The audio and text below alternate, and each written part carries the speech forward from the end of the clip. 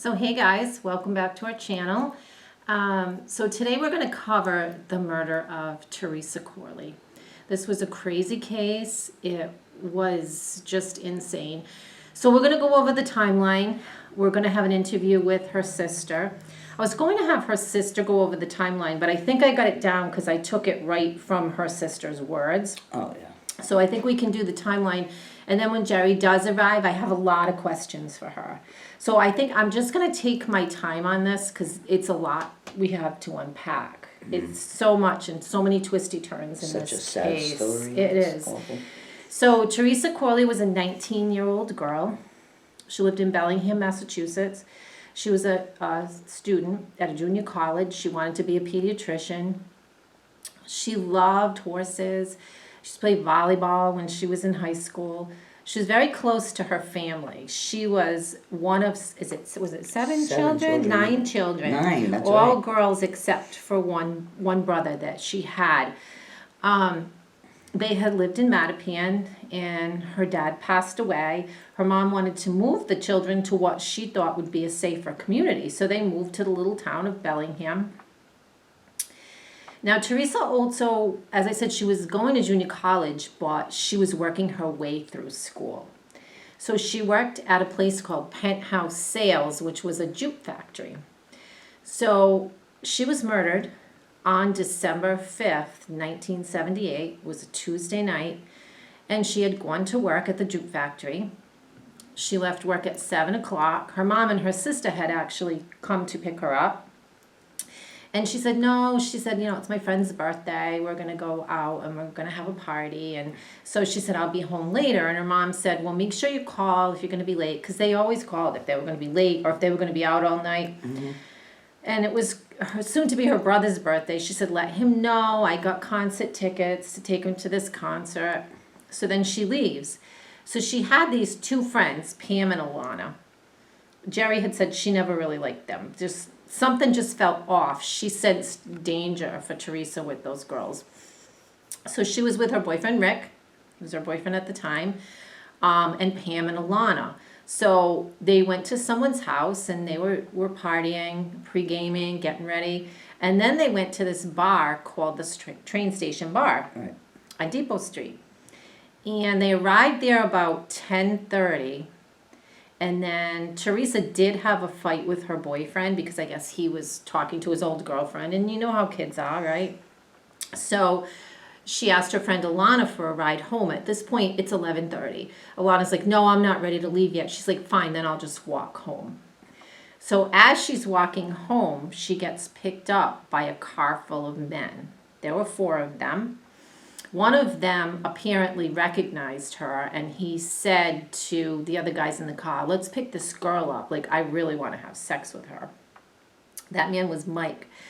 So they took her back to the apartment, and I guess she realized that it wasn't really a party. It was just these guys, and she wanted to leave. And she ended up, I know for sure, I have a lot of questions for Jerry. We know for sure that David raped her. Mike did get that because Jerry interviewed all these guys. I'm going to have her go over their stories. But so David raped her, and then Mike they had put out of the apartment because he was being obnoxious. They said, oh my God, they're all obnoxious. So anyway, I don't know the whole details of what happened in the apartment, but we do know that she was raped. We do know that she escaped and got out of there around 4:30 in the morning. She had one of her own shoes and one of the guy's shoes, but she did escape. And then at 5 o'clock, she was picked up by a Gorelick Farms driver. Now, he was on his way into work, and he saw her, and he was worried, so he picked her up. And then he had to go to work, so he dropped her at the gate of the Gorelick Farms. And then a driver that was coming out to do his route was worried about her, so he picked her up. He said she was incoherent at times. She said that she had been raped. He could smell alcohol. So he took her and he dropped her at the police station. This was around 5 a.m. This was at 5 a.m. The next time she was spotted was 5:30 at the Dairy Queen. Which wasn't even far from the police Right, station at all. it was 2 to 3 minutes. Right. So what happened in that half hour time span? There's a missing half hour there. Now, there's a couple of conjectures. I thought maybe she went into the police station and they said, oh, yeah, honey, just sit for a minute. Yeah, just sober up. Just go home and come back with your parents. Because, they didn't take things seriously back then. And so it could have been that. But then you brought up a good point that she had eggs in her stomach contents. Now, there was a truck stop restaurant across the street. So could that half hour, could she have gone in there to try and sober up? She could have. She have eaten She obviously something? ate the eggs somewhere, so Right. that's the most likely venue. Yep. So there was that half hour there. And then that was it. No one ever saw her again. So, of course, her mom was frantic, calling the police because her daughter never came home. Then finally on December 8th, there was a call made to the private line at the police station. And the caller said his name was, I have it written down somewhere, John something, right? From Connecticut. Burrowville? John? He said he was from Connecticut, John Burlington, I believe. Burlington, that's it. He said he was from Connecticut. He was a businessman. He was driving home. He stopped to go to the bathroom, and he saw the body. Mm. But you couldn't really see the body because it was down in a ditch. So if he had just stopped to go to the bathroom, he would not have spotted that body. Not only that, but there was no such person as... Right, and they never found that. There was no John Burlington. No. He says, I just drove home to Connecticut, and then I decided to call you. Well, shortly after that, before they even got there to find the body, Ronnie Moore comes in. Now, Ronnie Moore was local drug dealer. He was also drug buddies with those men from the apartment. And he was also, his family was very well known and respected in that town. They kind of ran it, money talks. They were good friends with people in the police department. So he walks in, he said to them, oh, was that Theresa that you found? So they did say that the dispatcher had said that the call sounded like Ronnie, but they conveniently lost the call log. They conveniently lost the audio tape. So sketchy, right? Technically, just on that alone, they could have searched his van because they had probable cause. But they didn't. They didn't do it till 2 to 3 days later, and when they went to check the van, it was stripped. So, I don't know. That was pretty sketchy, I thought, as well. Well, with the details we know, we don't know all the details. There could have been a valid reason for him not being pursued at that time. Well, I don't know. I think that's pretty probable cause. They think it was him that called, and then he shows up 10 minutes later before they even discover the body. He knows the body's there, so he's definitely involved. I would think that was probably probable cause to search the vehicle. I was listening to a few different things where someone had said it may have been a valid reason why they couldn't pursue that at the time. But they did eventually, but it was too late. Too late, yeah. So they went out and they found her body in the ditch. She was naked. Her jacket was there. There were the two different shoes. And then there was a pair of jeans, but I had heard they were men's jeans. I have to ask Jerry about that because they did test a pair of jeans for DNA, and it came back to that guy David who had said that he raped her. I believe we'll ask her, but I believe they were her jeans, but the semen on the jeans on the zipper belonged to that guy. Okay, I wasn't sure, so we'll ask her about that. I just wanted to double check. And she had been strangled to death. I know Jerry interviewed the men from the apartment, so I do want to get their stories. I think we have the timeline down pretty closely. I think we've got that down good. I feel good about that. Just that missing half an hour. Right. That's. But maybe Jerry can enlighten us on that as well. But, I mean, my theory, just my opinion, allegedly, this is what I think happened. I think that they realized they were in big trouble. And they called Ronnie because they knew Ronnie, if anybody, could get them out of this mess. And he comes right over with his van. And I think he took some, or if not all of them, in the van to look for her. And I think she was murdered in that van. I really do.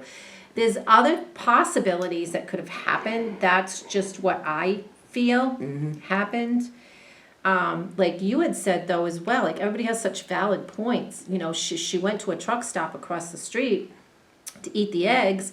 She could have got picked up there by a trucker. You know, She could. At that point, though, Well, she's like, "What? How far but- from home? Like a mile away from home at that pretty point?" close, I think. I mean, yeah, Yeah. she could have, I guess, gotten a ride at that point. I don't know. But I feel like it's more likely, in my opinion. No one's ever been convicted. So, in my opinion, I do think that's what happened. Ronnie Moore passed away of a drug overdose in Florida.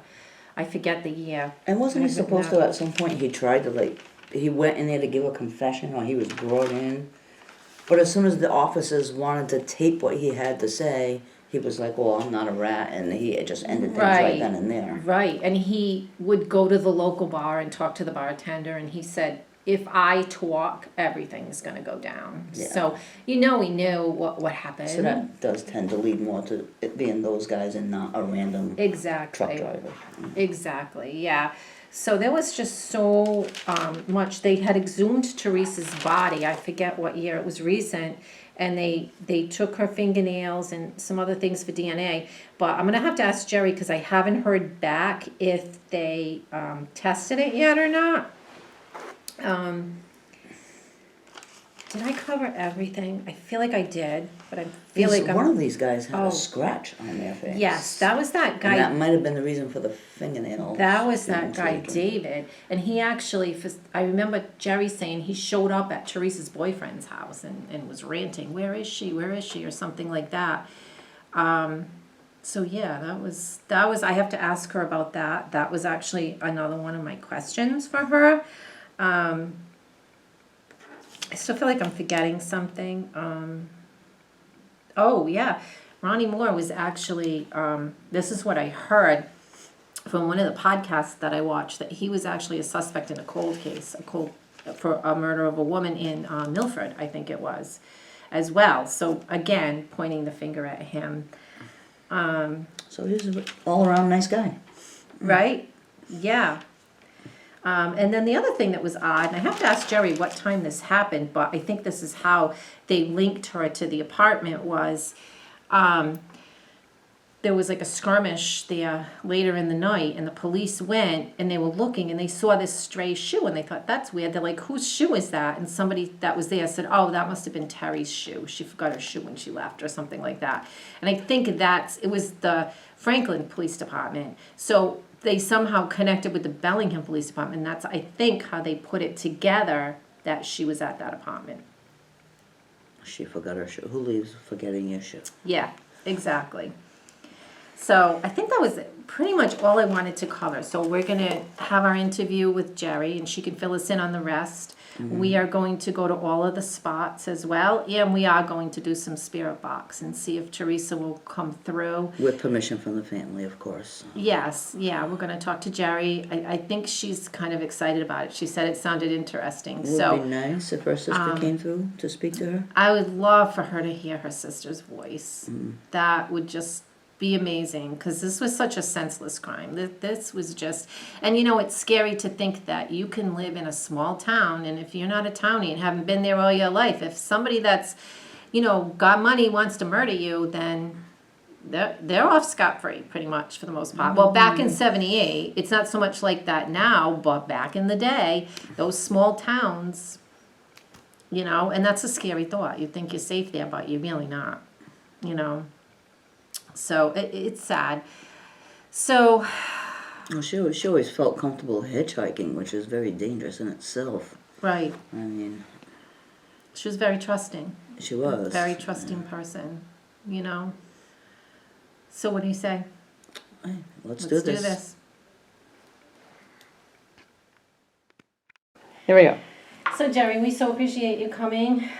You're just my hero. Oh, I don't know why. I see You've people worked say that. tirelessly I've for tried. your sister for so many years, and it's just amazing what you did, and all the people that you've interviewed. You did more than the police did. Right. Like, you really have done a beautiful job. Yeah. You have. But with that comes the fear of overstepping, you know, and with law enforcement, you know. Right, yeah. And even at one point, in a meeting, I was threatened that they were looking for charges to bring against me. So so that just still, like, from 5 years, 7 years, it's still that comment still bothers me. Wow. Because I insulted them. From the beginning, I insulted them with a post. Wow. Absolutely amazing. I don't know if this is on.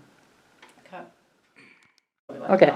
So I have a hard time when people say, "Oh, it was just something that I felt compelled," but other people gave me the courage to do it. Good. You know, it was others, like it was Yeah. a patient's daughter that pushed me, not once but twice. Do the page, do the Facebook page, and because for years I thought it's been too long, and so I pushed myself to start that page. Started meeting with the DA's office, and it just evolved from there. But Good. Yeah. and then I just can't. See, I say, like, now, I've even said I'm giving up, like, sorry, Theresa, it's what I've done, what I can do. And I say I'm giving up, but I know probably by next week I'll have a rage again. That it's like I'm not giving up yet. Right. Because I feel still there's injustice here. There is. So, There really is. I mean, there's just so much involved with this case. I did do the timeline. I was scared I was going to have you do it because I wanted it to be perfect, but I took it from your words. So but there's I'm much, pretty like, it's sure like so much there's there. so much, but I think I got it all in there. Right. But then I did have some questions. Yeah, sure. So I'm like, let me just ask Jerry Yeah. because so as I was looking at the timeline, there was that half hour from when they dropped her at 5 o'clock at the police station. Correct. So there were a couple of things that I thought, could she have possibly gone in? And they just said, oh, go home, honey, and sober up. So I've had people suggest to me that she did go in. No actual proof, though. So these are where, like, the whole rumor mill is. And if you have something solid, tell me. If you were at Marie's Diner that morning, where all the cops would congregate in the morning, I'm not sure what time truck drivers would congregate. People out partying for the night would congregate. And I've had somebody say to me, "Oh, she went in. She went in." I've asked who was the actual dispatcher on that night, because my concern with that is one of the dispatchers had a juvenile record, and being involved with a group that actually assaulted a girl. You know. Right. And from my, like, I walk that route, and it does not take. And yeah, she may have been impaired. She may have been psychologically impaired from the trauma that happened to her, but it should not have taken her half an hour. Right. Exactly. The Dairy Queen, Bellingham Center, where the police station was, to the Dairy Queen, 2-minute walk, if that. If you're in your right mind. Right. That's why I was wondering. They said she had eggs in her system. Well, now I'm told that was something that I confabulated. So, yes. So when this happened, we didn't talk about it. Because I remember when the New Bedford Highway murders, my mother said, "I'm not, they're trying to make her out to be a prostitute," and big. But I think in the day they just had to go down that lane, right? You have to explore every possible connection. And she was found on a highway, and so there were some connections there.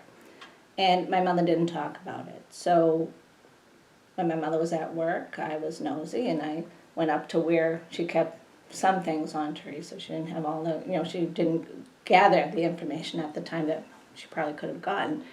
And there was a report.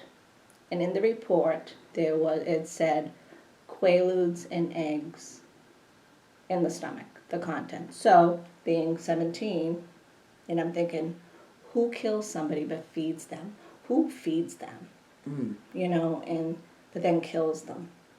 Who could, like, have this girl might be hungry, and so that's where, like, where did the eggs come from? So the train stop had pickled eggs. I don't see her eating a pickled egg, and not only that. So long short, I asked for the autopsy report, and I was told by the first assistant DA I could have it. Like, you have to get it yourself. So I said, okay. And I contacted the medical examiner. They didn't have it. The medical examiner didn't start having those autopsy reports. And stop me if you already heard all this. But the medical examiner didn't have those. They would have been at the DA's office. So I went back to the DA's office. I said, oh, they don't have it. You should have it archived. And then I just got a legal letter. You can't have it. And they cited another case, and it was actually a botched case. It was a case of a man that was murdered, and the medical exam revealed that the victim actually should not have been circumcised, but the autopsy they did, the man was circumcised. So they had a wrong the wrong autopsy with the wrong body. So then it's like, well, what does that tell me? What does that tell me? You know, and it's just. So then I tried hiring a lawyer. You know, it's the scope of like the things I've like done to try to get this justice has been a little overwhelming. Yeah, I'm sure. But at the end of the day, they hold all the cards. You know, they have the information. They have like the legal power to deny you. And and this is the thing too. I'm not the only sister of a victim out here. There's so many families in Massachusetts dealing with this type of thing, and it's wrong to me that even after 44 years, they're holding the cards here. Because why? Right. Why? Why aren't you not? If you can't solve it, show us. Show us, because they don't want to admit wrongdoing, right? Yeah. Maybe, perhaps. Yeah. So who knows? All right.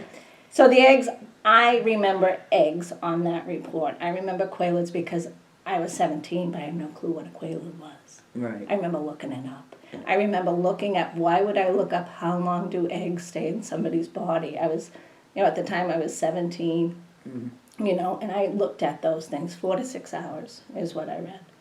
4 to 6. 4 to 6, at the time, was stomach contents like for digestion. Right. At the time. So Different things can affect the Right. digestion, but yeah. And then maybe that was something they didn't want out there. Maybe that was a piece of information that they didn't want to reveal. But after 40 some odd years, Exactly. Yeah. just tell me the truth, And I could You shut should my have- mouth. yeah. If you tell me, Jerry, they were there, but just don't say anything. Yeah. Yeah. Well, we're hoping by doing something like this with you that maybe somebody will watch this. Over time, people retire. Yeah. Like dispatchers, No, I've things hoped like for that. I've And hoped for that. hopefully And somebody will come forward. with yeah, something. you just don't know, because we did the Fall River cult murders, and some of the people that I heard from, I couldn't even believe it. Yeah. Yeah. So that's what I'm hoping with Right, this, just right. the right people. No, will and see that's it. why I do the podcast, Little because things. what is it going to take for somebody, if they're not all dead, to say, all right, the time is now. Right. You I've know, lived with this guilt I for so have, long. I Right, yeah. I know she went in, or you know what, that type of thing. Yeah. You never know. Hopefully. So I know that you interviewed. There were 4 men at the apartment. Yes. You interviewed all 4. Can you tell their stories? Well, I don't want to keep tossing their names out there. I didn't get to all 4. In a roundabout way, I got to all 4. So the first one I contacted was a guy by the name of Dave. And initially, he said, oh, I had nothing to do with that, and kind of just blew me up. But he did speak to like a private investigator that I had been talking to, and he denied that he did anything wrong. And he said he would act, and all I wanted, I'm not feeling like, oh, I'm gonna solve this case. I'm gonna nab this guy. Oh, the only thing I wanted was for him to just talk to me, Yeah. in his own words, tell me what happened. Right. And he was gonna call me and never did.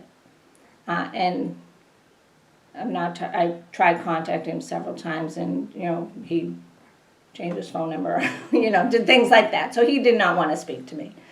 And then another guy by the name of Steve, I contacted him, and he did respond to me, and he actually called me while I was at work one day, and he said, well, there were 4 of us, and we saw her walking down the street, and one of the guys said he knew her and wanted to pick her up and have sex with her. So, and I said, so what happened after that? Well, I don't know, but she went into a room with Dave, and when she came out, Dave had a scratch, and she said to us, for some reason, I'll have sex with all of you if you just let me go. And I said, does that sound to you like that was a girl that was there willingly? And he said, well, I don't know, but I didn't touch her, and, the whole I didn't touch her kind of thing. I said, but then she did get out of that apartment. So I don't know what else happened there. But then he he backtracked a little bit with his statement with me. But I said, the biggest part for me was I wanted face-to-face contact with these animals, because they're animals. Dave is out in Kentucky or Arizona, so I couldn't have face-to-face with him. The other guy, this guy John, who's the half-brother of Steve, is dead. I never talked to him directly. But with Steve, I went to his house on June 1st, like 3 years ago, and I knocked on his door. I introduced myself. His wife came to the door. My husband had nothing to do with that. But I said, no, but he did. He admitted to picking her up in the car.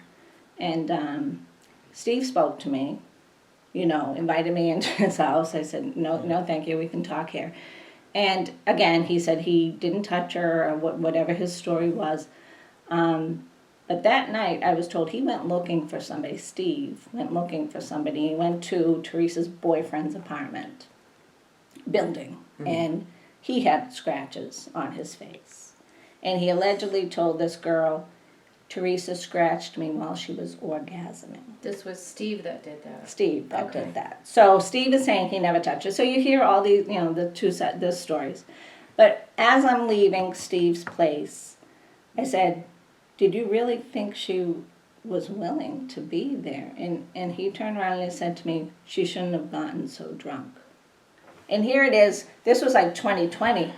And I said, she should not have gotten so drunk. There was such a mentality in the 70s that you see, no, but in the 70s, if you were a drunk girl, impaired, or dressed not the right way, you were looking for rape, and but it wasn't.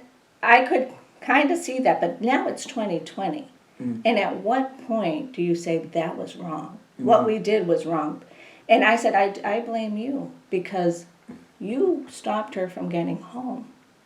Whatever happened in that apartment, bottom line is you interfered. Maybe somebody with a better heart would have picked her up and drove her straight home. Exactly. Maybe somebody else with, some compassion and saying, gee, it's cold, look at this girl, let me get her home. Yeah. But to this day and age, to have that mentality, so.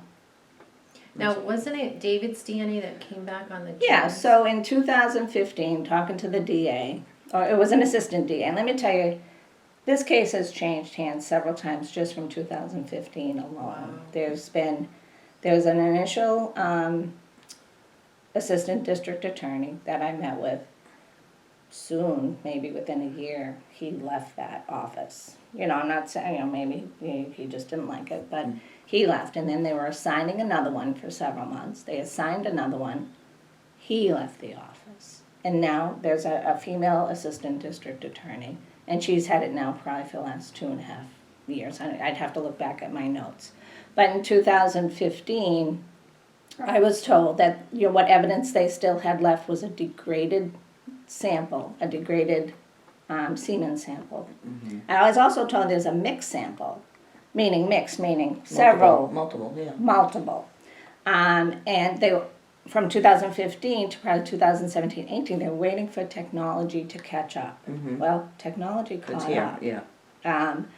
And I don't forget what date it was. I don't know. I gave my notes to an author that's sort of writing a book, but the DNA that I was told. So I said, well, if it comes back as David's DNA on those genes, we're done. And then the ADA at the time, the first one I met with, said, no, Jerry, we're not, because we have their statements. They had the statements. So this ADA felt with those statements and a DNA match, we could get somewhere, right? I don't have the full statements, but there were statements. So then DNA comes back. And they told me who it was. So they could have said it came back, but we don't want to reveal to you who it was. They told me who it was, and it matched David. Degraded DNA on a pair of male jeans found with the body. So hence, Jerry, did Theresa wear John's jeans? I don't know. But my mother thought, well, I just bought John a pair of new jeans. Maybe she wore them that night. I don't see it. But she also had one male sneaker on as well. Well, what happened so these are male jeans, DNA on them, Right. found with the dead body on the side of the road. Mm-hmm. Also found with the body on the side of the dead road they were earth shoes. So I don't know if you remember earth Yes, I shoes. do. Yeah. So it was one female earth shoe and one male earth shoe. And men and women, they were interchangeable. Those were found at the side of the road with her.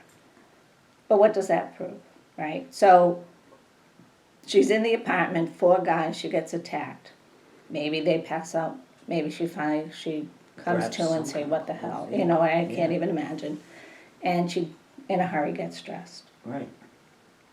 She's seen walking, supposedly, from the truck driver, says he picked her up. The garage truck driver says he picked her up. And he figured she would go in. Yeah. He could have been the guy to save her. Right? Just take her the rest of the way home. He was heading toward Milford, drop her off at the hospital. Whatever reason he wasn't supposed to pick her up. Right? Yeah. He was the one with the compassion that picked her up. And they subsequently interviewed him. And he said, I guess, his biggest regret was not making sure she went in or driving her home. So he's the one that puts her still alive at 5 a.m. So she got out. But what happened between the police station and the Dairy Queen for that half hour, I don't know. But anyway, so then they told me it was David's DNA. I said, all right, so now what are you going to do? You're going to go out there? You're going to talk to him? Have you talked to him again? No, we haven't been out there again. We haven't talked to him. And so the ADA said to me, the new one, Jerry, ejaculation doesn't equal penetration. So it certainly doesn't equal murder. Mm-hmm. Really? So every other case, if you look at every other case, they find male DNA, semen on a body, a dead body, they go after that guy. Right. They're not going after this guy. Mm. So maybe they know something else that I don't. So then there was other physical evidence that they've been, for over a year, well, close to a year now, sending out of state to test. Or there was evidence they wanted to test in our lab. For whatever reason, the Massachusetts Crime Lab can't get things together. They did send some stuff out of state back in September. And I was told it would take about 8 weeks. And I contacted them again. I said, so where are we with that? Well, I don't know if they got anything or if they didn't get anything, but they still have other physical evidence they want to test. And I was told, if our state lab can't get to it, we'll send it out of state at the end of the year. We'll look into sending it out of the state at the end of the year. So it's all this going around in a circle, right? Mm-hmm. Yeah, so some of that was from when they had exhumed Teresa's body, is that what they were saying? No, this was actually physical evidence that I guess they still had, which they haven't really revealed what they found. This was some physical evidence they actually found on the side of the highway with her. Okay, yeah. And I think maybe the hope is that if the physical evidence reveals one of the guys from the apartment, it might more link them to a murder versus a sexual assault. Right, good. Right, Yeah. so that would be amazing. So it's still a if- possibility then if these. You know, but it's like, there's always hope, but the thing I don't like is false hope. It's not false hope. It is false hope, but so either just say, Jerry, this case won't get solved. And from the beginning, so they formed an unresolved unit in Massachusetts, and I was contacted by the colonel of the state police regarding this unit. And it was the former colonel, Carrie Gilpin. And she made it sound like as soon as that unit is up and running, they're going to take Teresa's case and look at it. And then when I asked the DA's office about it, the DA has no intention of giving Teresa's case to that unit. Why, I don't know. I was hopeful that they're close, that they have something and they want to be the ones to solve this and bring forward. And I think they thought that when they found David's semen, when they positively identified that. And that's good work, right? They old DNA, they matched it, right? But then they were excited too because they had DNA of an unknown on a button and a zipper. Turns out they contacted the genetic genealogist. So I've like contacted people like Cece Moore, the genetic genealogist. I've contacted Jared Bradley, who's the inventor of the MVAC system that they can MVAC. Massachusetts has an MVAC, but it's not up and running. You know, it has to be certified or whatever they're doing. But they did bring in Cece Moore for Theresa, and you know what? So they are. Do you know her? No, I had Cece. Yeah, we were talking about that last night. She kept messaging me. That's weird. Yeah. Claudia's behind the camera, guys. Hello. And she would say, "Do you know a Cece? Do you know a Cece?" Like, This is Cece. So that's Cece. So There you Cece came forward. Cece came forward, and they were. I think they were very like, you know, we're keeping this case because we have DNA of an unknown, and Cece worked on that DNA. Came back as a previous investigator, who inadvertently touched the button and the zipper of the Contaminated. jeans. It was contaminated. I'm like, It's contaminated. what? Well, it can happen. Yeah, it can happen, but, you know, so I said, well, who was it? And, yeah, we're not going to tell you that, because that's for that person's privacy. We're not going to tell you that. Because I'm asking now for medical, I'm asking for medical information on somebody, and it's like, no, I'm wanting to know, and not that I would put the name out there, who touched it? You know, was it a previous police officer? Like in my mind, I'm thinking, this person might have been involved. You know, they might have, you know, everybody's talking cover up. Yeah. And it's, no, and the detective who is, I have to say, the detective is very generous, like with his, with information, but he's generous with knowing kind of what I'm thinking. And he said, Jerry, it's not what you're thinking. This was somebody that could never have possibly been involved. You know, but it's just that other hit. But then my next question should have been, so then is that what now throws out the DNA from David? Because now, I don't know law, right? I don't know law.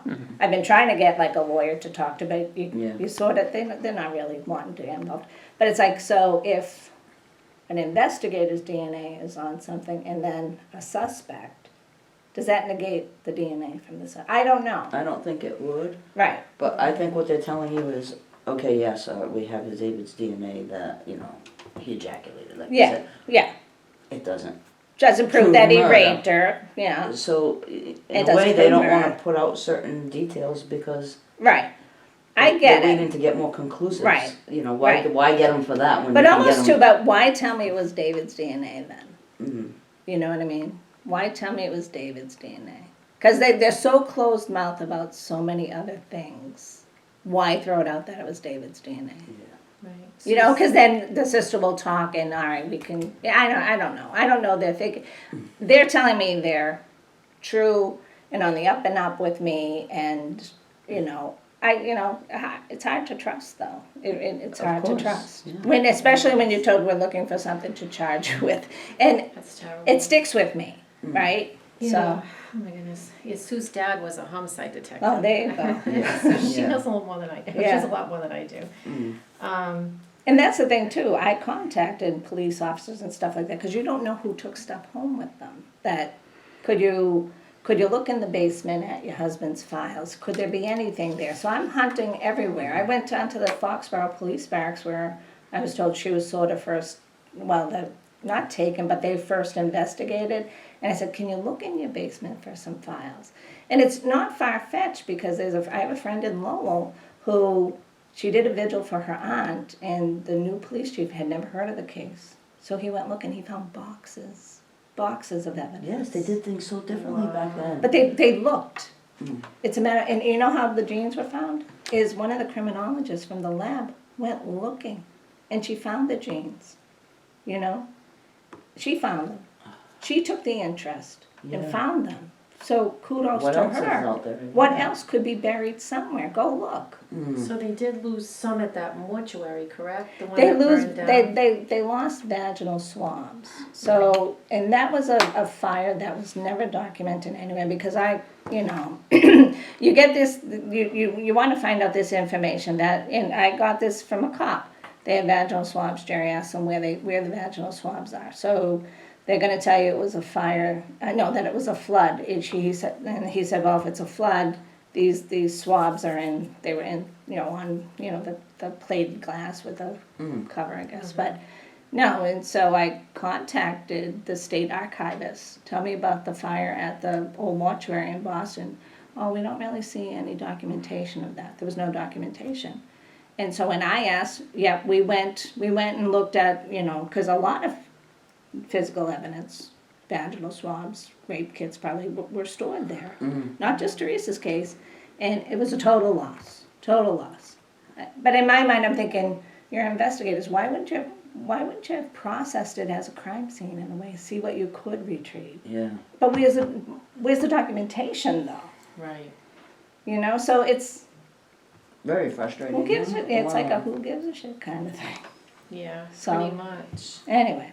So, I remember you had said there was, the way they connected everything with the apartment was that there was a skirmish there later in the evening. What time did police were called for that? So what happened was, in my contacting police officers, right? So I got names of different police officers that may have been around then, may have worked the case, and I actually contacted a guy named Harry, a cop named Harry, and he said the way the shoe was found, or that the different shoe was found, that there was some sort of argument, fight going on, and I in the police logs, it shows it was what was it called, the Presidential Arms. So there was probably there are a lot of young people living there, parties, whatever else. But there was some sort of altercation. They were called there, but they were also told where Theresa was taken, and her boyfriend loosely overheard Steve say where she was brought. After they picked her up, he told his uncle, a Franklin police detective, where she was brought. And because, I don't know if it's because of that, that's why they went to the apartment looking. And this cop, Harry, sees a random shoe and asks, well, whose shoe is that? Right? And that it was a group of girls and guys, he said. And they said, oh, that must be Theresa's. She must have left it here. Do we know what time that was? I don't know, and I don't know the date, and I've asked for the Yeah. report. Yeah. Franklin is pretty much, that's not a Franklin murder, that's a Bellingham murder. Right. No, it's the crime started in Franklin. Yeah. But no, the only other log was that there was a guy by the name of Carl who reported reported a fight or something going on. They went to investigate that. But who knows? Right. But in my mind, was Theresa still there? You know what I mean? And had they really looked around? Did those guys go after her, and was she brought back there? I don't know. gosh, You know what yeah. I mean? Mm. So, Mm-hmm. but then it begs to so it was probably 1993, 94. So this is how bad Massachusetts was with evidence. Hopefully they've gotten better. 93, 94, I was at my sister's house, and one of the detectives came with a brown paper bag, put it on my sister's table. And I think he was wearing gloves, and he pulled out a plaid jacket, and he pulled out an earth shoe. And I said, well, the shoes are earth shoes. I said, that's familiar. We all kind of wore them, but it was a big, it was a male one. And then the coat, would Theresa have been wearing something like this? So to this day, I don't know where that coat is. And the shoe, they show me a picture of the shoe, but I don't even know if they have the actual shoe. Wow. Because my thing is, see whose shoe that was. Because now she's naked on the side of the road, and a lot of people wore the earth shoes, right? Yeah. Could it have been a guy from the apartment, or could it have been a subsequent person that picked her up and just gathered the stuff and tossed it in a hurry, Right. Did the truck driver say if she was wearing the plaid jacket? I don't know if they asked him those kind of questions. And my only information from the truck driver comes from Bob Ward's like newspaper reports. So my firsthand knowledge is from newspaper reports, and just even looking back in newspaper reports, the victim says she was sexually assaulted. She tells this to the truck driver, and they turn that down. They kind of like water it down to this could be what we call a date rape, like it's a date rape. But either way, it's a rape, and now so then all the expiration on the rape is gone now. Yeah. Because the victim can't talk. This is what I'm told about Teresa's dad. She can't tell us she was raped, right? But then the guy, David, leaves the state before the statute of limitations is up, but that doesn't apply in this situation, right? Anyway, I think they have good reason to go interview him again. Yeah, I mean, it's quite possible that she, like you said, these guys, they're all drinking, maybe they fall asleep at some point. Right, And, and then just she in the dark becomes hastily aware. grabs all Like- kinds of clothing. Right, exactly. Which Like- is, you think, Yeah. oh, I'll grab these jeans. All right, so Yeah. A understandable. couple of shoes, Right, whatever, that might not even both exactly. be mine. Right, Yeah. Yeah. right. Because she's in a state. I'm Exactly. thinking in a state now. Mm-hmm. And when I've asked people, did she do Quaaludes, was that, I knew she smoked pot, but people, pretty much everybody told me she was pretty drunk, much more than she would have ever gotten, but they don't recall her ever doing Quaaludes. What effect does a Quaalude have on a person? I think it makes them pretty Like drunk. like overly like inebriated in a way. Like it's like it is like it could have been like a date rape drug. Ah. Or could, like, they went to a before party. Did one of the friends say, hey, you need to, hey, let's have you relax a little bit. Everybody's having fun. Did they drop it in a drink? Who knows? Right. Right. Because I do remember Theresa smoking pot, hearing about it. I knew she did, and I was like, what do you mean? That's I was different like, than taking a drug, though. yeah, Especially exactly. a drug with that type of Right. effect. But she wasn't a drinker. That was the thing. So even drinking My- a little like- with that Quaalude in her system. Who is- knows, right? Yeah. But even like my mother was not totally liberal with us, but if somebody said, hey, can we have a party? Sure. But nobody got like that, overly inebriated. Mm-hmm. And then there weren't like a lot of house parties, at my house anyway, and so Yeah. it was unusual for her to be drunk, Mm-hmm. And she was responsible too, nobody's perfect, but she was responsible. And my mother said, remember, you have school tomorrow. Yep, I'll be home. Yeah. Because she was she She was had going to goals, yeah. school. Yes. Yeah. And working and putting herself Right. in school. Yeah. Yeah. Yeah, I'll bet you she didn't voluntarily take that Quaalude. If in fact, so I have no proof it was in the system. I'm just having a memory of reading a report, Yeah, probably and for young, and I said to yeah. Diane, this is my, she said, Diane's my sister, she said, Jerry, I remember the same thing. What happened to your mom's paperwork? I think my sister Linda sort of took it, and then I don't know where it went after that. So it's like the detectives taking stuff home. Yeah. It gets misplaced, or this isn't Right. important anymore, and Yeah. so. Yeah. And Ronnie Moore. So I had heard, and I don't know how true this is, I looked it up but I couldn't find it, that he was implemented in another cold case in Milford. He may have been, Yeah. yes. Okay. But that cold case went nowhere, Right. and that had to do with like a lot of drugs. But yes, I was told that there is a police report with his name on it associated with Maria Germano Evangelista is Yes. the girl's name. Yeah. Yeah. Him and another guy Yeah. were implemented. And the statement that I was told is that the report said he is also suspected in the Corley murder, Right. of killing Terry Corley. Well, everything And about a Milford police report. So I did a FOIA request. Yeah. They have nothing on that case. They have nothing on the case. Wow. And they don't, and unfortunately, like Maria's family, I've spoken to her daughter. They don't want this drummed up. They don't want her murder drummed, Yeah. They feel that they have their answer. But I'm thinking if there's a connection between the two, then sometimes that's a can of worms you have to sort of open. Her father, he was involved in crime. Like, he was, I don't want to say a crime boss, but he was, I guess, a known name in Milford for interactions. Like, and if you read, like I did read old articles, but I was told he took care of who he thought hurt his daughter. Right. Sweet justice. Yeah, because they, I think they should have probably looked inside his van a little sooner than they did. In Oh, Ronnie's 100%. van. But wasn't it like 2 or 3 days later and it had been stripped? This is what I was told by a police officer. Yeah. So when they went to go look at the van, it was stripped. I've also been told the van is buried behind the Moore's garage. What color was the van? Do you I don't remember? know. Was it white? I don't know. It could have been because, but see, now this is the rumor mill. But then I was contacted by a girl that said her parents bought the van.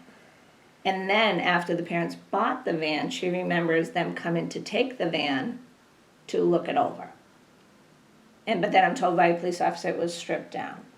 So, but then I'm told the van's buried in the back. So, and this is where the crazy mind goes. I'm at the rapid refill, just happenstance across the street from the garage, filling my car, and all of a sudden there's this big old 1970s van sitting out front.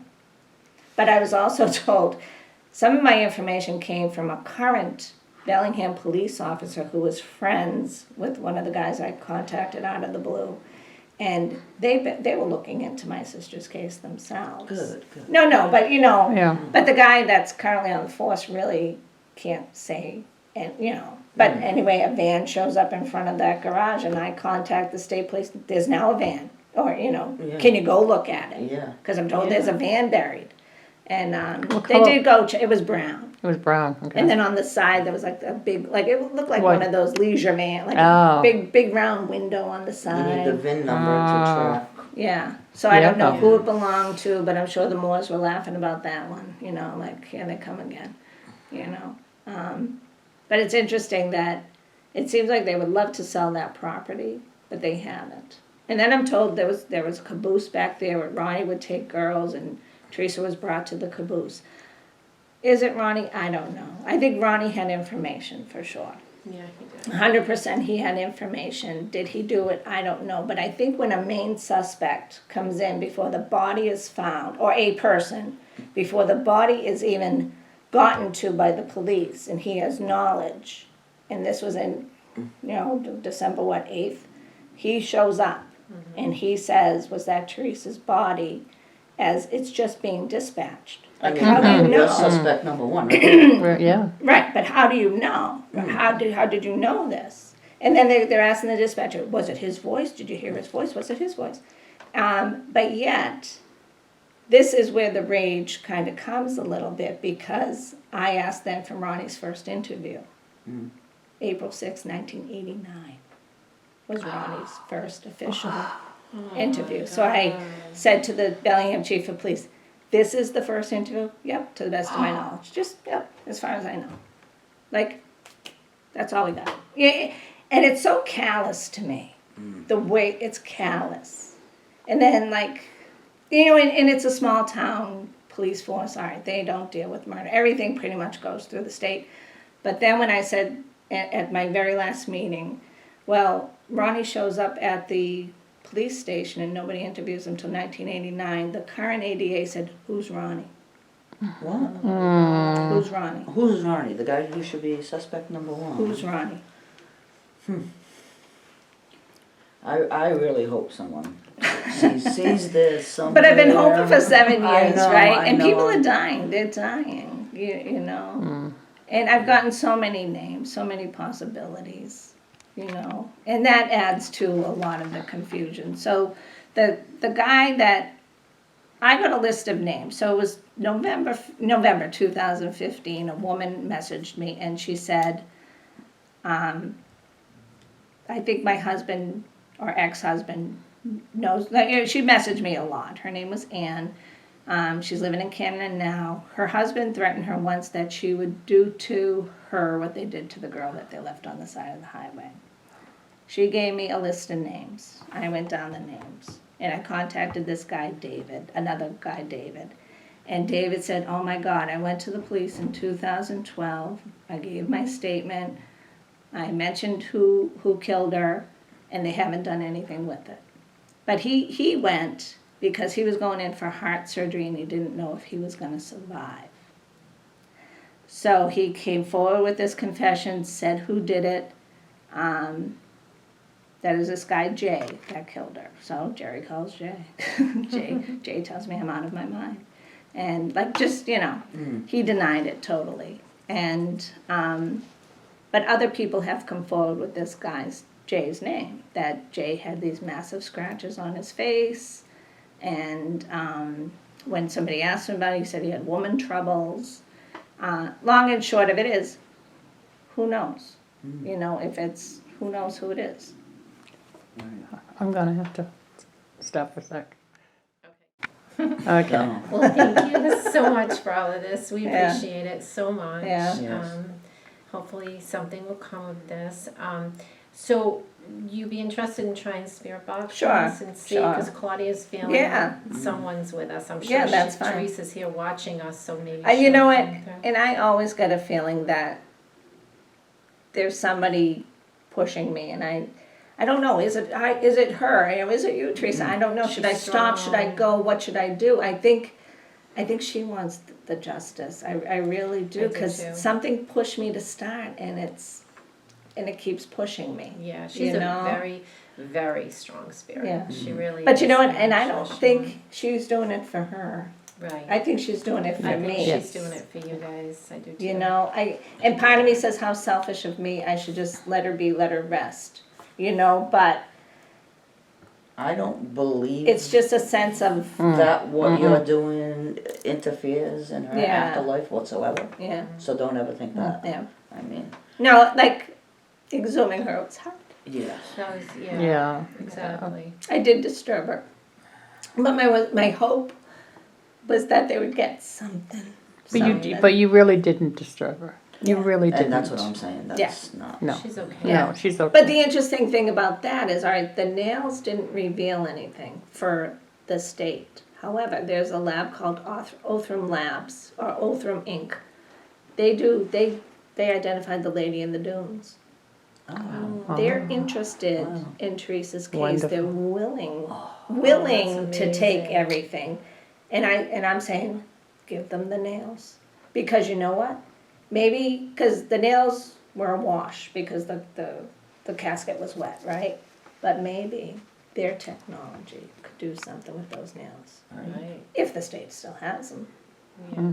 You know what I mean? And if they so the state has been contacted by these people. They've been contacted. So we'll see, time will tell. Let's hope, because Yeah, that that would was be really big amazing. when they solved that. Right. the lady in Yeah. Dunes. that Well, would and be- they identified her, so they were able to, and that's amazing for people that have just been found, and they don't know who it is. Yeah. But that costs money. All that costs, and that's where I think we are a lot with Teresa's cases. It's a budget. Wait till the end of the year. We'll send it out at the end of the year. All right, is it your fiscal budget? Is that why? Do you want me to do a GoFundMe and get you some money? Right. To what lengths should I go? I think I had a few $1,000s left over from the exhumation that I did, which my mother was probably rolling in her grave that I would even ask for money. That we don't do that. We're one poor, you don't ask for money, but another person, no, you got to do this. You got to know. So I had leftover money, so that money was I donated to Pawtucket because there was a detective down there, Sue Cormier, that wanted an MVAC, and I said, let me give you this money, put it toward that. I don't know if they ever got it, but That's good, though. no, That's but amazing. if it can help another case, Yeah. right? Yeah. Yeah. So All right. So we're gonna get the spirit box out. You want to take a little break there, Claudia? Yeah. she's gonna have Thank you. Did you put it on sweet? It's Sleeping. Theresa, are you here with us today? Hello. Hi, is that you? We're here with your sister Jerry. Can you come forward and talk to us, please? Trying to reach Theresa Corley. Theresa, I know you're watching to make sure we get this right. I'm trying my hardest. Is there anything you'd like to tell Jerry? Can we play the song? Can we play the song I always hear when I think of you? What was the song, It's the Eagles. Theresa? So the Eagles was my sister Paula. I had a CD of hers that when she died, I played it all the time. We've been picking up Eagles. Yeah, Paula was Eagles. Teresa could have been Eagles. Did you but hear that? My song, yeah, I have a little show. My song was Girls Just Want to Have Fun. And I know that came out after she was murdered, but it was like, I just kept, when I started my little, and just like looking into things, I kept hearing that song. And It's a sign. it just resonated with me, and it always resonates with me wherever I am.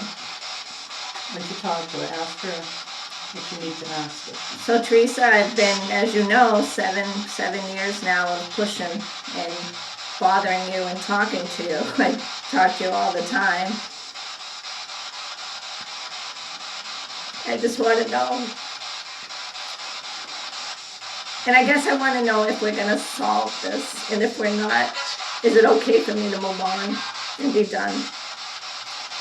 I know you would say yes. I know you would, and I know you know that part of me is doing this for me because it's been too much. Even after all of these years, I have this sense of I always need justice, and it comes from you, and it's not only justice, and maybe this is my life lesson, that when I see something unjust, I'm going to do something to fight against it, and it could be because of you. And I want to continue, and if that's something you want me to do, I will. But I need something from you. I do. I need some sign from you. I need you to recognize what we're doing here, and if it's okay.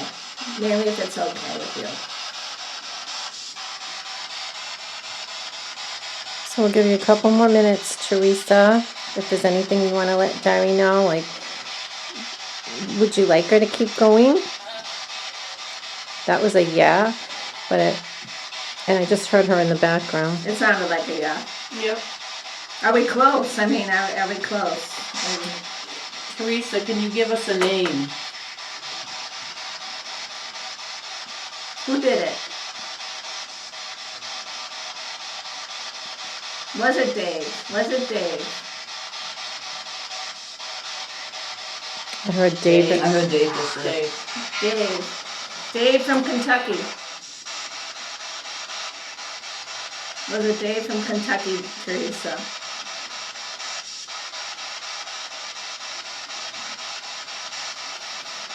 I think Dave knows a lot more than he's told anybody. Was there a cover-up? Do the cops know who it was? Was it like drug involvement? Was it because they were trying to hide a bigger, like, so this was the thing too, Teresa, as we've been looking at it, right? There was a lot of drug things going on back in the 70s, and I've often thought you were collateral damage with that. Were you? Were you collateral damage? Did they kill you because you would have talked?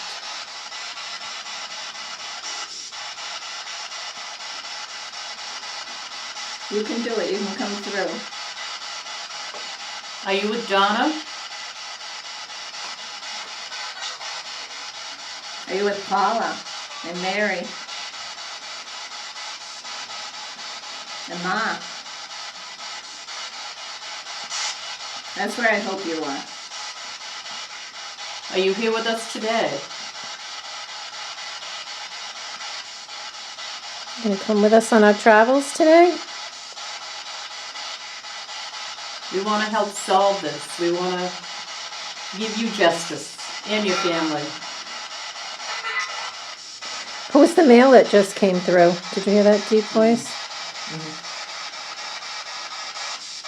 Who was the mail? What was your name? How about you, Ronnie? Are you here? I thought he said Ronnie. Because I talked to Ronnie too. I asked Ronnie because I think Ronnie wanted to tell us. He just didn't for whatever reason. He didn't want to be a rat. Now's your chance, Ronnie.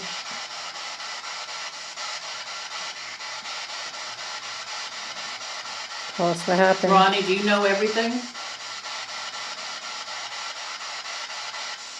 Tell us.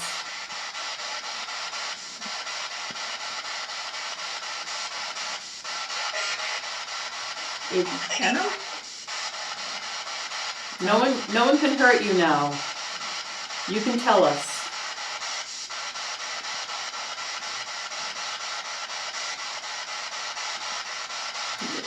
You wanted to talk all those years, Ronnie. Did they use your van? Oh, I just missed it. He said something. Did they use your van?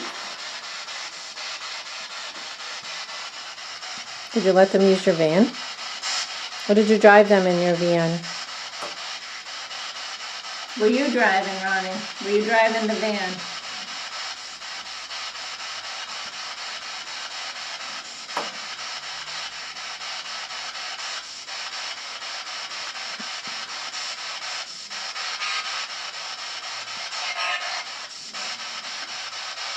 I'll listen back to that.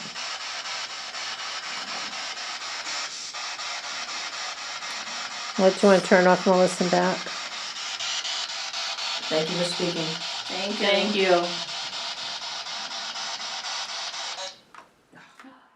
you. So as we sat down to do the spirit box session in the library with Jerry and Claudia, Claudia had been asking her relative Donna to come through.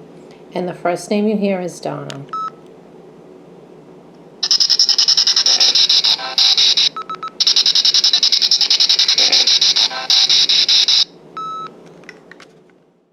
So Claudia asked Theresa, are you here with us today? And you very off in the distance can hear, yeah, like that.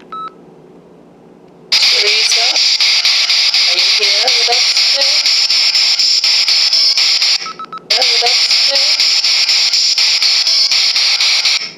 It's like, yeah. So Claudia says, Theresa, if you're here, can you come and talk to us? And you hear talk.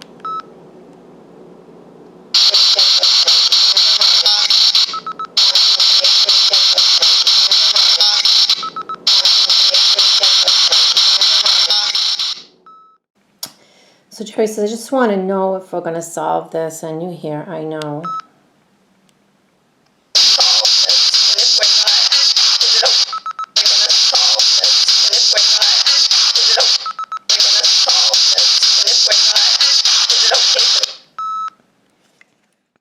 So Jerry says, I think Dave knew a lot more than he let on, and you hear, he killed.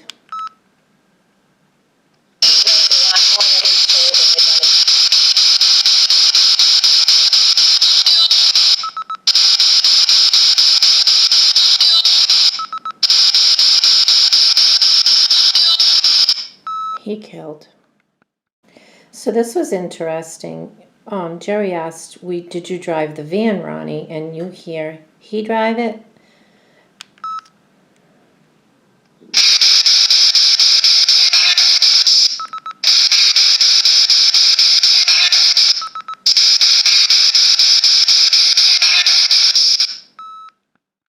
So this was the EVP session, and Jerry said, I hope you haunt them, go to them in their dreams. And it's really faint. I don't know if you guys are going to hear this, but it sounded like haunt them.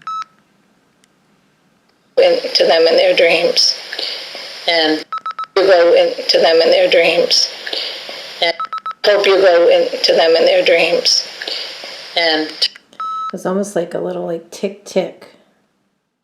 So Jerry was talking about how they would interview Ronnie in the police station, and the chief would come in and stop the interviews, and you hear kind of like a psst, like someone's trying to get our attention.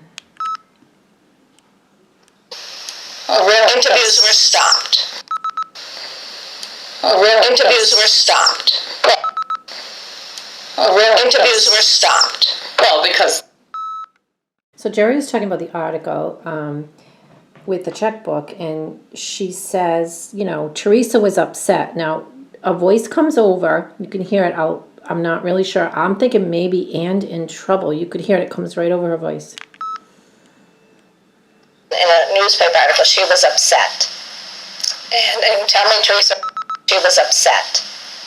And tell me, Theresa was upset. And tell me, Theresa, she was upset. And tell me, Theresa, if we're going anywhere with this. Jerry's voice. So Jerry had asked Theresa to give her a name. She dreamed a name. And this person, they interviewed him, and he did know some things, but you hear a woman's sigh go when we're talking about it. And I had time with it in the body. So, and I had time with it in the body. So, and I had time with it in the body. Well, it's quite the...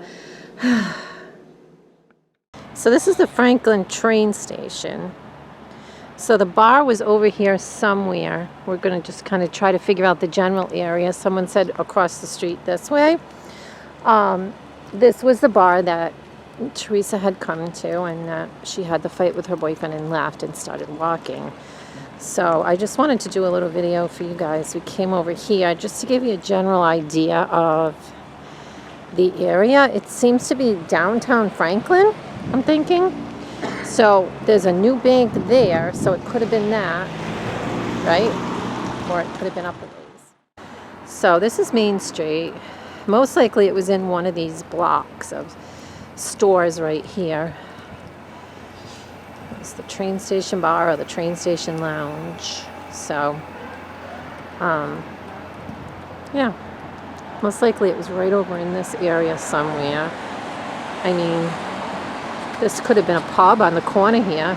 Looks like it could have been a pub. Or it could have been where the Irish pub is today.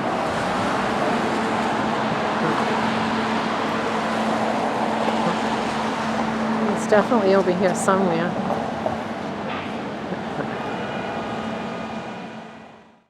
So I don't know if you guys are going to see this, but this was the closest to a bar that I found that definitely is right behind the train station that totally could have been it. There's a big bar in there. Nice floors. Definitely looks like maybe it could have been in this building. Another shot of the interior.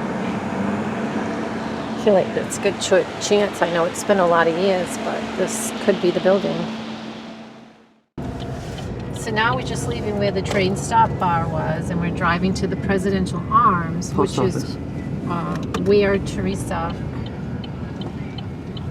was next. She was picked up and then taken to this apartment building. We did just drive by the post office.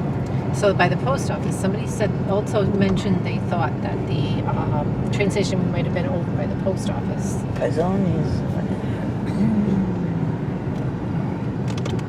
Alright, so Bellingham is right this way. West Central State. In college. So she had started walking. We don't know how long she was walking before they picked her up.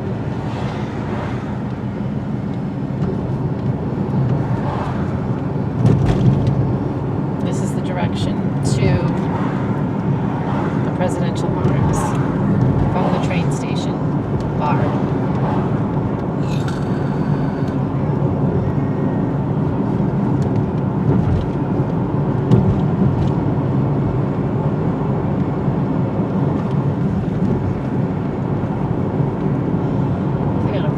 Jacket on. It's freezing out now. I still feel Is it what? Still friendly. Oh, it's okay. It's all good. Alright. We're at the Presidential Arms. So these were the apartments that they So Claudia had a feeling that she was picked up right outside the bar, and Terry kind of feels that way as well, right? You kind of had that little premonition too that they might. Yeah, when I first would think about it, yeah. Yeah. I did have like a thought that it was right outside the bar. Yeah. Yep. That she didn't get far walking. No, she walked out the bar. So it was Right. one of these but buildings, they guys. saw her and said, hey. She Yeah. recognized one. She Right. started talking. Come in, we'll give you a ride home. Right. And the guy, Michael, said that he recognized her. You know, hey, I know that girl, let's pick her up. Right? So maybe that was the connection. And I didn't really touch on him that much because when I first called him, his father answered. And he said that he was questioned at the time. He said over 30 years ago, and he has nothing to add. And more or less, like, that's all, you know, why are you stirring this up now kind of thing, you know, after all this time. And because, like, Right, and I never talked to Michael, but I talked to his cousin, and his cousin actually used to be really good friends with my older sister, Karen. And the cousin told me Michael is a schizophrenic. But either way, you know, schizophrenics have abilities to function and talk. So. Yeah. Yep. And then the family asked that I not contact him because they didn't want him to spiral out of control. Sorry, but if he has something to say after all these years, my thought was maybe that would help him. unless he's the type that's very truthful and they don't want you to talk. Right. Because a lot of schizophrenics are, Yeah. they're truthful. Right. Wow. Tough one. So. So I think That one. Do you? Yeah, because I didn't even Is that know the what. one? That You don't- I don't know. I don't know actually which all one? these years I don't know which apartment it was. All these years. I feel that one. Yeah. But there was something when we were driving, like in the back roads, there were 2 overpasses. And I don't know why I felt something about the overpasses. Yeah. And I don't know what routes they are and Right. whatever. Yeah. Was it when you were heading from Cumberland? yeah, we took we're a Yeah. in here, and I'm like, something about the overpasses. But then again, Yeah. she could have driven over it. Right. But right. definitely, when we first came to the depot, I said, where that gold car is. Yeah. Yeah. And she was picked up there. Yeah. She didn't walk. Right. She walked out of it. Right. So I Yeah. think That's the what I've story- always felt. Like I was never told, but that's what I always felt, that you didn't get too far. Yeah. yeah. So we're gonna go in that All right. to the So- right. so we're gonna to go down, Relic we'll take a right. Farms, and the guardrail will be over there by the Stop and Shop Yeah. Plaza where she was first picked up, Yeah. where the guy Is saw there her. A Chelsea? I'm picking up Chelsea. I don't know if it's the city or a name. Do you have relatives in Chelsea? No. They give me Chelsea, so I don't know. Okay, so we're leaving the Presidential Arms apartments, and we're gonna head to the direction that she walked in when she left. I don't know where Jerry went, but up here on the left, there's going to be a guardrail, and On the that's right, where yeah. she was seen standing when she got picked up. So after she left here and escaped,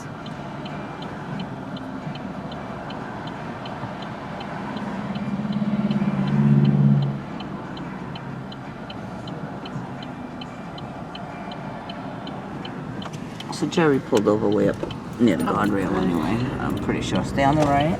Yeah, she told me to look in some buildings. so on the left, there's a Stop and Shop Plaza that didn't used to be there. These roads used to be different. This was just a 2-lane road. There's the Stop and Shop Plaza. and Here's the she guardrail that she would have said leaned She on. would have been leaning on that guardrail. Over here? Right Yeah. here, guys. Yeah. So this is Do where you see Jerry up there? I thought I did, but she said the road goes straight, but stay to the right. I think we should have stayed to that right. No, it was a guardrail. You couldn't get down it. So was this guardrail or that? No, this I guardrail. think that's her up there.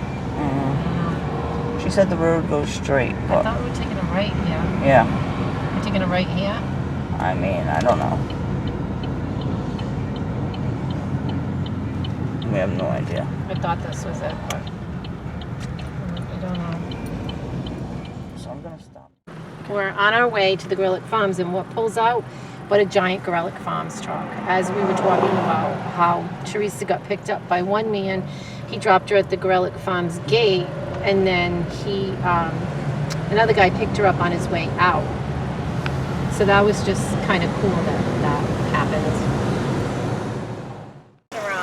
And when it was called Encontro, and when you went in, they actually had old pictures of what the factory used to make. And it was like, no, the Eskimo shoes. Yeah. So it was like things made out of that type of rope. Right.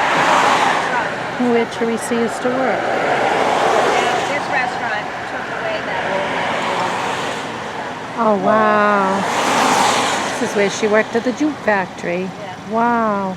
See, I think we were meant to be here. That's why we did the and you wrong also turns. might have been meant to take that road. Yeah. Yeah. Yep. And then we saw this huge, I'm like, we were just talking about it, and then this huge Gorelick Farms truck pulls off the highway. I'm like, talk about signs today. Wow. Yeah. That was crazy. Always watch for the signs, because they're there. Right. Yeah. So this used to be the old Route 140. So there's another train station down there, so it's blocked off. But back in the day, you would have gone straight. But Did Theresa have a friend named Kelsey? I keep getting Okay. Still off to Gorelick Farms, following Jerry. She's been so kind to take us on this journey, Theresa's last journey. And we're going to go to where they dropped her off at the Gorelick Farms gate. And I think we should be almost there. It's where the driver dropped her off. Yeah, this is back out at the main road where we turned around. So we can see where she went. Yeah. Right. Yeah, that's the gate right So there. here's all the Gorelick Farm trucks And this is where he dropped her right at this gate. at this gate. And then she was taken to the old police station. By a second truck driver heading out on his route. Yes, coming out of the Gorelick Farms. Yep. And then I think there was an old gate at the time. And so she was dropped off at the gate, and then a driver coming out picked her up. So when you're ready, let me know, and I'll go forward to the police station. So they Yeah. really had their hands in everything. Yeah. So this is where the old police And the, station and the was. police would Yeah. always be at the garage. And now, the Dairy Queen from here would be Is right, if you go right. right to the right. If you walk, even if you just walked out there, you could see the I Dairy could see Queen. it. Okay, so Yeah. maybe I'll just do that. I'll walk over that way, Yeah. and then And then if we went straight from the Dairy Queen, probably less than maybe a mile or so down the road would be where we lived. wow. So she was almost home. She was right there. Wow. All right, I'm just gonna walk up and just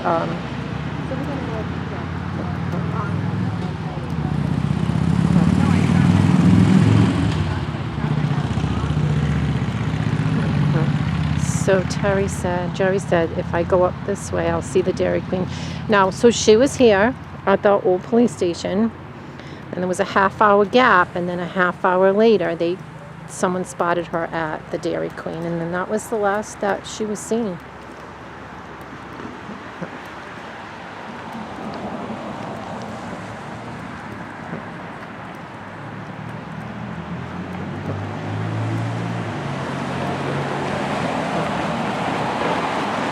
Right up there. Very close. Yep, you see the Dairy Queen sign from here. Right on this side of the road. You guys can see it, but it's right over there. 2 minutes up the street, so she went walking that way. That's it, guys. So right back there was where Theresa lived, right on the other side there. That could even be the house. But wow, she was 2 minutes from home, guys.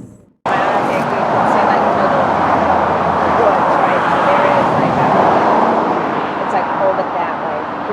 did like a Google, you can clearly see it. And once I started talking about that house and they asked the people in that house, everything grew in, like I said, afterwards. So the path was right there, like over that way, Yeah. going from that house down and right to the house. And, you know, I think it was somebody that knew the property, knew that there were trails back there. Yeah. Right. And they knew they could cut through and just put her. Yeah. I think it was down more toward like the guardrail and see where that evergreen is? So down in that area. Down in that area. So I thought it was a much steeper. Oh, it was. Oh, it was. Oh yeah. So if you look at the like if you walk down by the guardrail and you try to go down that hill, it's extremely steep. Yeah. Now I also see a gas thing over there too. So Yeah. Is that where the house is? The house is over like that way. That way. But there is a, you know, like an old Propane. pot. Yeah. Yeah. We were all down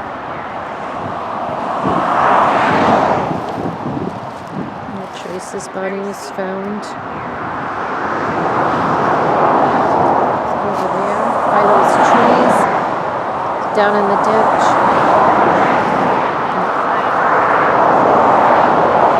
It was in our hearts. It's beautiful. Beautiful. There's a house back there as well, and Jerry always wondered about that house because where Theresa was found was actually on their property. So she wonders, you know, as well. Sorry about the traffic noise, guys. We are on, literally on the highway.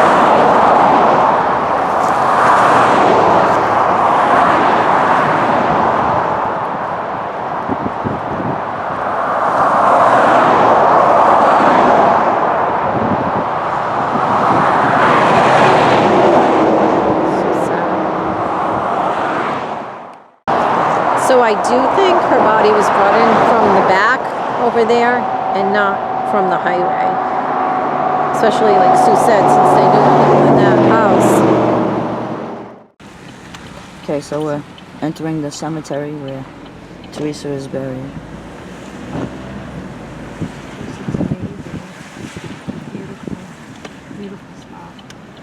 Wow. I can't believe the size of some of these stones. All up here, then the rest is more normal. You see the entering Medway sign?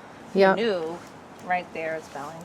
Yeah. You know, and it seems just a little, Almost like they wanted unless her. they just knew the area, you know. But I think you're right about them bringing her through the back, though. I think they went through Yeah, the back. I do. Yeah, and then the other thing that sort of bothers me is that I was told by a reporter that it was actually a state trooper that saw the body first. And this is the things I heard. And Right. he was new to, he was a rookie and he didn't know what to do.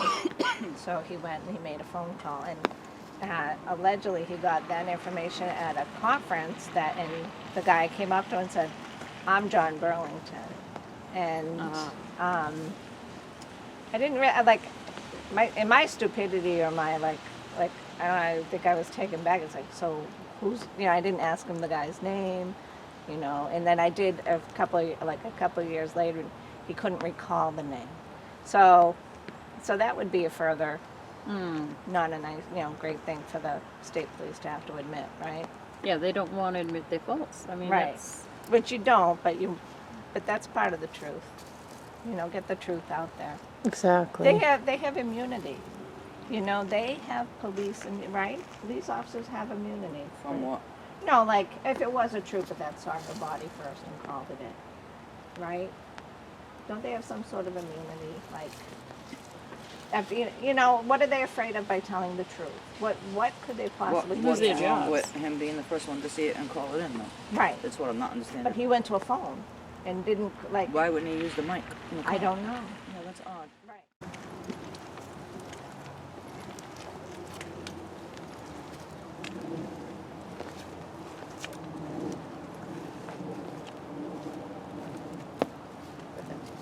So I think think my plant is dead practically.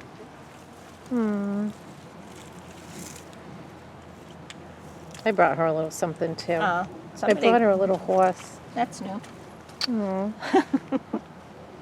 I brought her a little horse. Okay. I gotta make sure I get it out of the truck. What a nice spot, though. Is your mom? Beautiful. The whole, Buried here? half the family's here. Oh, okay. So no, Wow. it's so it's Husband has that. right. So when Mary was dying, She didn't my know. mother didn't have a club. Like she kind of knew, but then when Paula was dying, she didn't. You know, she didn't know. Kind of blessing. And he had met with my husband and I. He met you too? I gotta look. He had met with my husband and I, and as we were leaving and pulling There away, he is. he looked at me as if to say, I wonder if Spirit box. I apparently didn't have the camera on. Oh no. It's okay. It's funny because Jerry was saying the little horse looks like the color of the horse that they used to ride. yeah, well, lessons, yeah. Yep. Very quiet though. Theresa, is there anything you want to Okay. say to us?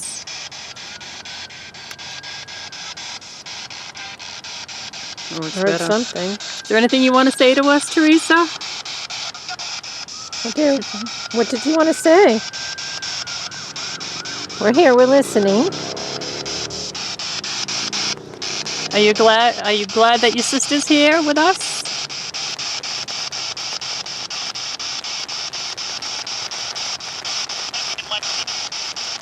You're Michael? Who's Michael? I don't know. Could be any one of Anybody a from thousand people here. around us right now. The only Michael involved in the case was one of the 4 guys. Yeah. He's not passed. He's still alive. Theresa, is there anything you want to say now about what happened?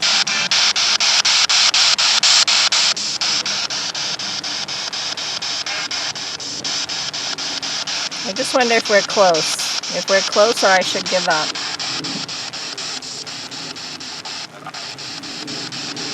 There's a man speaking. Yeah. And it could be anyone. Like, you don't take any voice coming through here as being family or anything. Right, because May you don't not be. know. Was there a cover-up? I thought I heard cold case. Yeah. No, I did. I thought Yeah.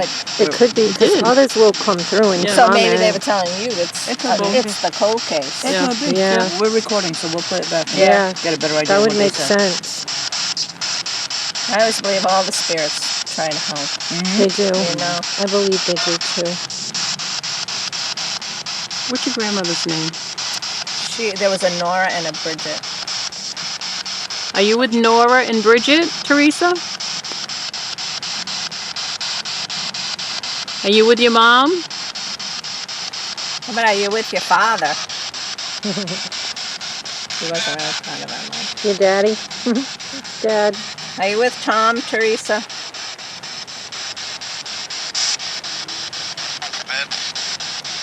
Should we all forgive? Are you here, Tom? Could be. I was told by a medium that Tom is my guardian angel. I said, that's interesting because in life he wasn't around. So you're here now, Tom, helping? You know, that's always a possibility because sometimes if they fail, they fail. That was, he did fail. Yeah. Then they, Yeah. then they do He did fail. have to make up for it. Yeah. Is there a Chelsea here?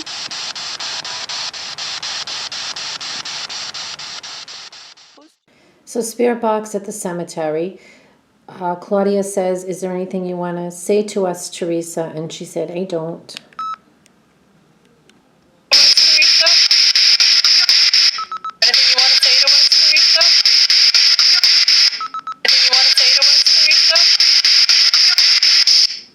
I think she was done at that point. So a guy comes through at the cemetery and says, I think it's Mike. Now remember, Mike was one of those 4 guys from the apartment.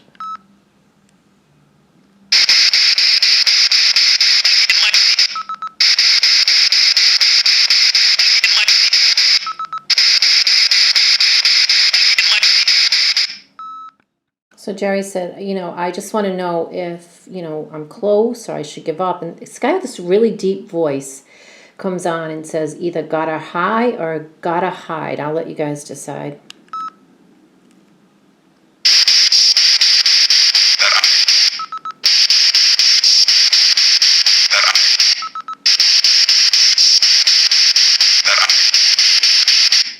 Weird. So we were asking if this was Ronnie. And the guy goes, you have to wait a minute.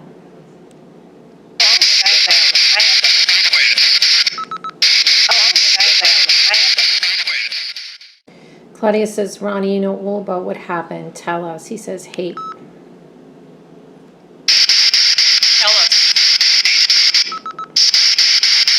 Tell us. This was way in the background. They said, Ronnie, were you protecting the family? You hear a woman say, trying. You protecting them? Were you protecting them?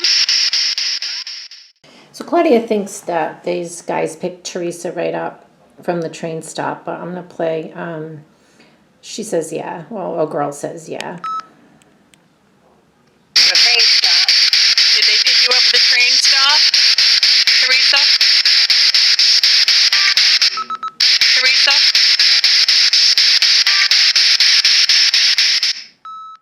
So all of our cases, I usually have someone come through and say, hi, Deb. Here it is.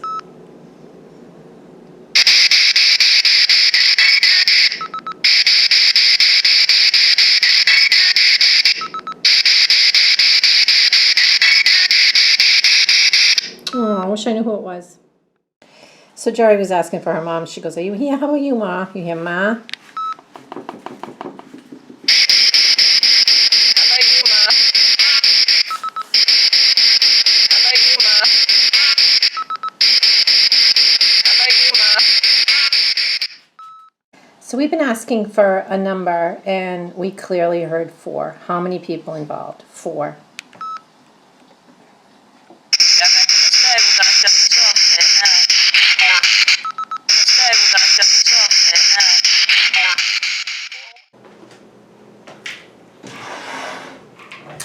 So, hey guys, I just wanted to zip in quickly here and add in a few more things. I really wanted to thank Jerry for all of her time. She not only did the interview with us, but she took us around to all of the spots, and we were able to follow Theresa's last route and go to the cemetery. Just her time really meant so much to us, it really did. She's my hero. She really is. She's worked tirelessly on her sister's case, and she has done so much. I think she should have been a detective. I think she might start calling, but it was funny because I was nervous that day, and she walked in and I was like, oh my God, it's really her. So she's amazing. I just wanted to thank you, Jerry, so much. I also wanted to thank our dear friend Claudia for helping us on the case. Claudia is a psychic medium. She had a lot of insight, and this case was very important to her as well, and I really wanted her to be a part of it with us. Theresa is a very strong spirit. When she wants to get something in your head, she'll just pound it in. So the week before, Claudia had kept saying, who's Cece? I said, I don't know. I had a dog named Cece when I was little. But she, when we met with Jerry's like, well, Cece Moore, she does that DNA. And I said, well, Claudia, there's your Cece. She goes, yeah, but it still wasn't, and the whole day she kept getting the name Chelsea so strong, and she just kept bringing it up. Who's Chelsea? And Cece, I'm still getting Cece, Chelsea and Cece. Well, a week later, Jerry posted a video on her Facebook page, Justice for Theresa Corley, and it was a killer, and it was his interrogation. But the girl that he murdered was Chelsea, and at the end there was a Cece that he talked about. I'm like, so there it is. So I think the fact that Claudia got that and that Jerry posted that, that's what Theresa wanted us to see. There's some kind of a clue in there if you guys want to watch it. I'll try to link it in the description box, and you can find it on, as I said, on Jerry's page, Justice for Theresa Corley. So that was a really strong message Theresa, and you got it through. So that was amazing. So I keep my spirit box. I have a new backpack. It's like a nice big roomy little spot for it, and it's in a pouch. And it's not easy to turn on. You have to really push that button. It just keeps turning itself on. And I just feel like I could go on and on and on with this because the spirits are talking and they're coming up with more and more things. But it was funny because I would say to them, I can't talk right now. I'll talk to you later, please stop. And the spirit box would shut itself off. It didn't go into sweep rate, but it turned on and off. So that was, I think they still have things that they want to say to us. But Sue and I, when we did our closing, I said, I have some more questions for Theresa. I said, let's just do a little spirit box session and see what we get. So we did. One of the questions I had asked Theresa was, were you killed at the apartment or later? I did hear later. I heard, hi, Ronnie. So, you know, Ronnie Moore was a big person in this case. I also have to say, none of this can be used in a court of law, just covering my butt. But they're all out there and they're all talking about it. Now, we don't know who's coming through saying these things, but, you know, Theresa's up there. She's talking to everybody. It could be Ronnie, it could be someone else that she's spoken with from up there, but they're all coming through.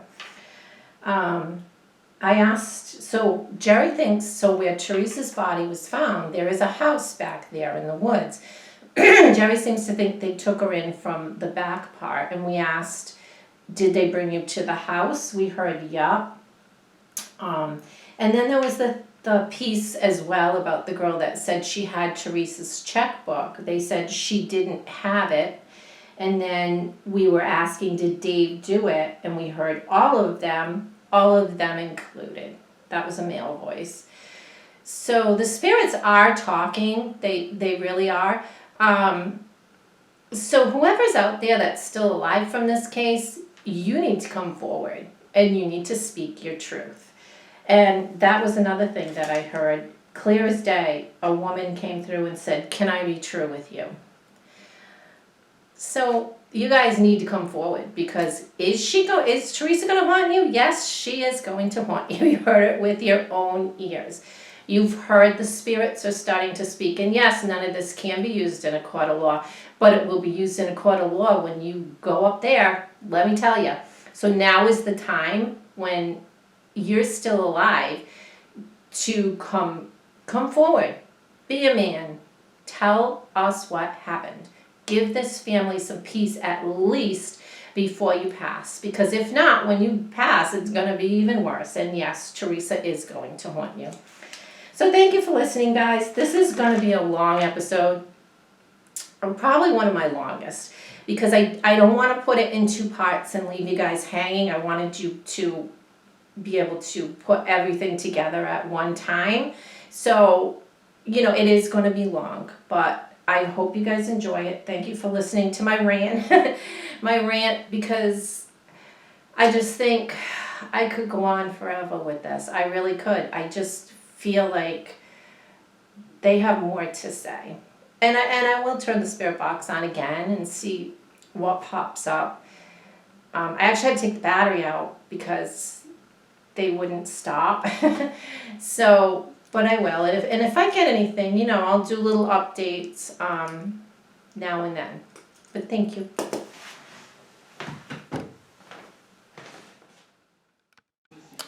So Sue and I were asking for Theresa, and a woman says, can I be true with you?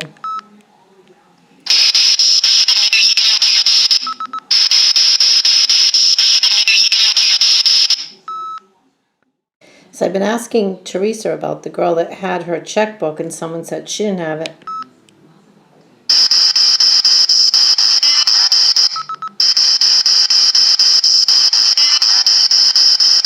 She didn't have it. So I asked if, you know, what about Dave? Was it Dave? This is all of them.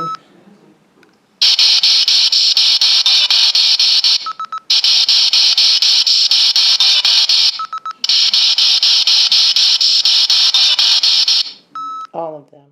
So I was asking, you know, did Dave do it? You hear all of them, then you hear all of them involved.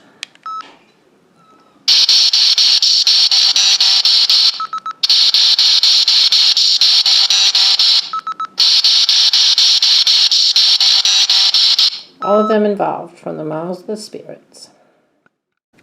I feel so much love. So, hi guys, how are you? So we just kind of wanted to do a little closing for you guys and go over a few things. It was, Theresa is such a strong spirit, and we got so many signs from her. It was absolutely incredible.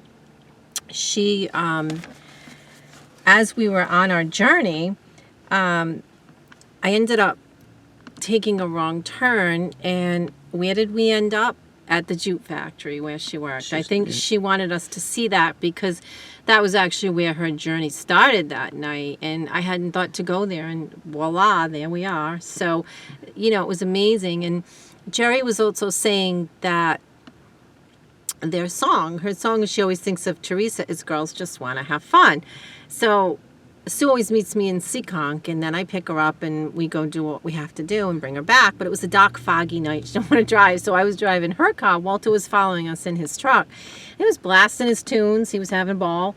And what song did we hear? We didn't hear a stereo till we stopped at one of the red lights, and that was the song. So, and then Sue said when she went to get back in her car, it was the end of that song. So I feel like that was Theresa for sure. There just were so many things. And then, Jerry's at the end of her rope. She's been doing this for so long. She said this is going to, be her last show that she's going to do. And she was feeling like she needed to give up. But it was funny because she said when I messaged her, something just seemed right about it. And she didn't know the name of our channel. And when I gave her the card and she saw Soul Sisters Paranormal Investigations, she knew she had done the right thing because she always felt like her and Theresa was Soul Sisters. Yeah. So I think Theresa really wanted us all to connect and to be able to come out and speak a little bit. I think we did get a lot of stuff. I just want to say that none of this can be used in a court of law. No, but I'm hoping someone somewhere that watches this and maybe comes forward or maybe puts pressure on somebody to reopen the case, because I guess, there's no statute of limitations on murder. Right. But there is on rape. So if you're worried about the rape charges, that's long gone. Mm-hmm. Please come forward if you know anything. Yeah, I mean, anything, any little tip, you can send us on the channel. You can do our, we also have our email, LB, what is it? LB TG 66 666 at gmail.com. So yeah, you can email us, or I'm going to put some phone numbers too in the comment section, the tip lines. So if you want to call with anonymous tips or anything, you can call. Put pressure on law enforcement. Yeah. Because, DAs, right, something. Because this case, for one reason or another, they don't want it to be looked into, and they never did. It's solvable. It's a solvable case if the evidence would be given to people that are willing to take the case. If they could give up that evidence and say, here, you work on this, it could be solved. It's a very solvable case, and that's the thing. There were a lot of people that just didn't want it to be solved, and to this day, they don't want it to be solved. I mean, it was botched, but I think it was botched on purpose, because you look back and you say, nobody could be that stupid. Seriously, if you sit and you look at the evidence and you really go through it, you say, no, it was 1978, but no one could be that stupid. Like, it was botched on purpose. What a shame. This poor girl, there are killers running around out there that, they need to be caught, because this is just totally ridiculous. The family should get resolution. They should. I mean, it's so sad what that families had to go through, and this just weighs on Jerry, and that is not fair. That is not right. And you know what? Teresa's on the other side working on this, because she's pissed and she wants this solved so she can have rest for her sister, and so that she can rest in peace for herself. That's the other thing. But this was a tough one to work on for me. It was exhausting and just so sad. And I felt Theresa with me, you know, the whole time. Such a strong spirit. She came through on the EVP. It's an emotional story, I mean. It is. It really is. And it was a tough one to do. But, you know, I found out about this case years ago from a friend of mine. And ever since then, I have wanted to do it and wanted to do it. But something pressed me this week. Something, I think it was Theresa. She really pressed me this week because I felt connected to them, you know, and I'm so glad that we did it. I really am. I'm so glad we did this for Theresa, and I'm glad, you know, that we did this for Jerry. Yeah, because I don't want it to be just a story we do. No, I really want something good to come from it. exactly. We really want, you know, we're hoping someone will see it, and because you never know, and come forward and might remember the most minute little thing, and it could be a clue. We don't, you know, like I remember this, like, oh my gosh, that could mean something, right?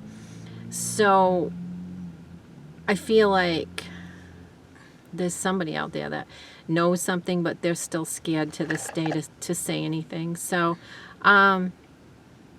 we'll just continue to say our prayers for Theresa and Jerry and hope for the best, and pretty much all we can do. But anyway, guys, thanks for watching. We love you guys. Be sure to share the love. Bye. Bye.